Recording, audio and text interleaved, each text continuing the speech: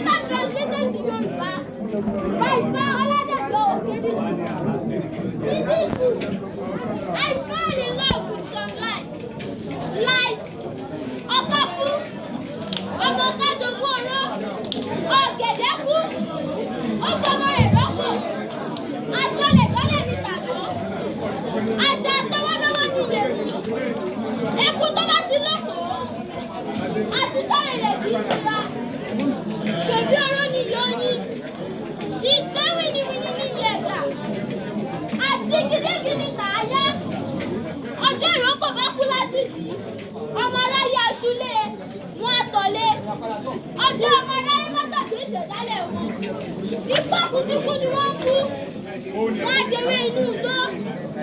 wọ́n á ní sọ̀kùn ìgboro, wọ́n máa bá ìlà ìlò kiri, wọ́n máa mi ìjìyà.